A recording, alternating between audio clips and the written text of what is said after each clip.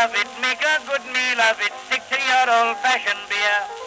Now don't be afraid of it, drink till you're made of it. Now all together a cheer. Good evening, everybody. This is Mark here, your one-take beer reviewer, the guy who blogs about craft beer in Chicago at beeronauts.com. And I have another beer to review and open for the first time, talk about and write about. I have been trying to get into some more of the local beers as opposed to beers that get sent to me from brewers all over the country, and this is as local as I can get. This is from Goldfinger Brewing Company, which is right down the street from me in Downers Grove, Illinois, and they are a small lager-only brewery. They just opened earlier this year, and this is the first weekend that they have been available packaged in cans at stores around the area, and most of their stuff sold out pretty quickly. And what this is also a collaboration with Hop Butcher for the World.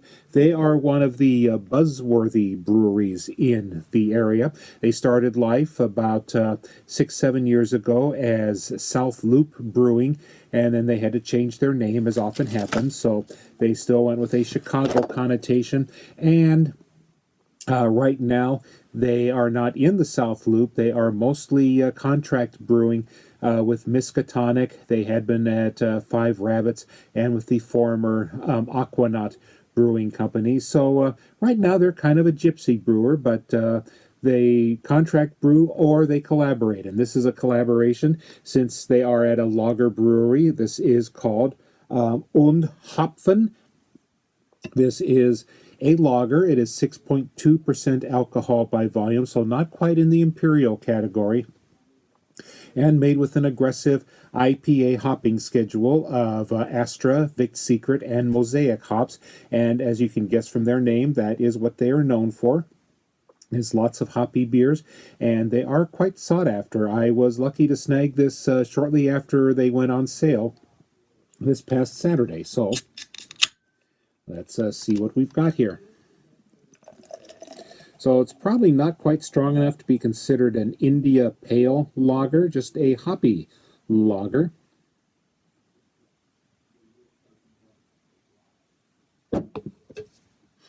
And I do get a very fresh, wet, kind of catty hop smell right under the cap, or the under the pop top here.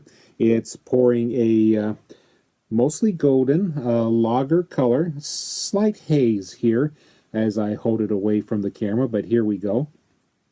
And a nice puffy, a beer foam head. I'm getting, as I call it, a cat box smell because it's a very strong kind of animal type smell, along with some citrus to it and just a little bit of pine, maybe perhaps some tropical fruit or pineapple here. And it's settling down with a little bit of lace along the sides, not much here.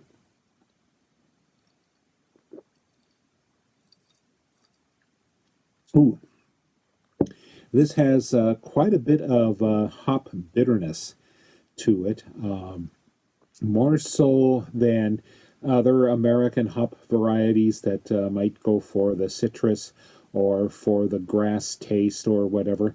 It just kind of smacks you right upside the head here, as it were.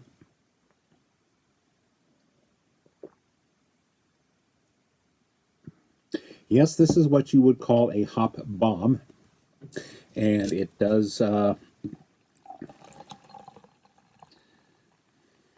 trying to figure out what other sensations I'm picking up out of this. There is just a tiny thread, perhaps, of grapefruit and maybe some pineapple to it, and more of that pine resin to it. But this really, despite how they might describe it, I think it's just mostly big on hop bitterness.